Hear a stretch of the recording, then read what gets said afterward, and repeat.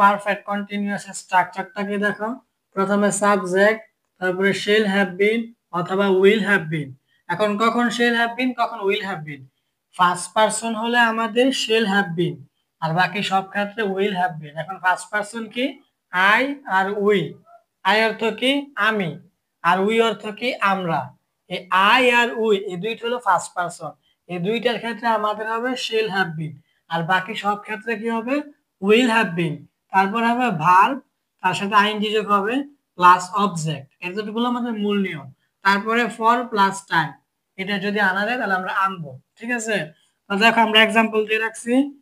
He will have been reading a book for 2 hours। এটা কিভাবে ঘটানো হয়েছে দেখো। আমাদের প্রথমত সাবজেক্ট হলো হি, তারপর দেখো এই জায়গায় উইল হ্যাভ বিন হয়েছে।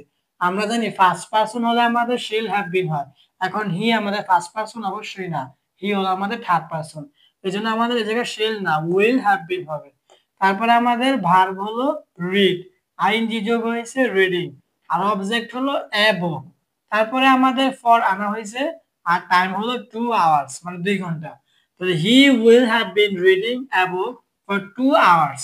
সে একটি বই 2 ঘন্টা ধরে পড়তে থাকবে। তারপর 2 নম্বর এক্সাম্পলটা দেখো।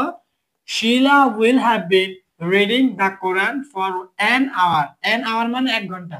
তাহলে আমাদের দেখো কিভাবে গঠিত হয়েছে। প্রথমত সাবজেক্ট হলো আমাদের শিলা। এখন এই জায়গায় কি শিল হ্যাভ বিন হবে না উইল হ্যাভ বিন হবে? এখন শিলা কি একটা নাম?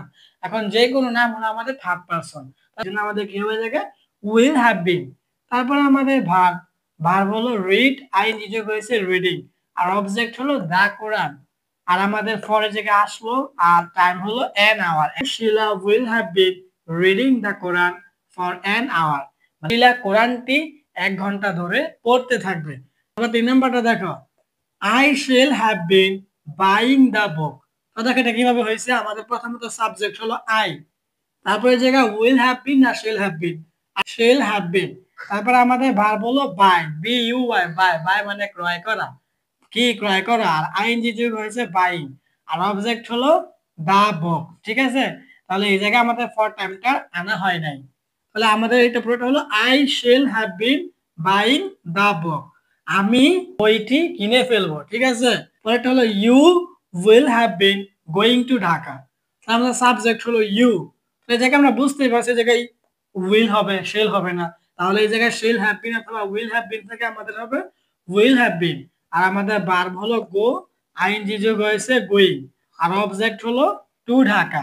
তাহলে you will have been going to Dhaka, তুমি ঢাকা চলে যাবে।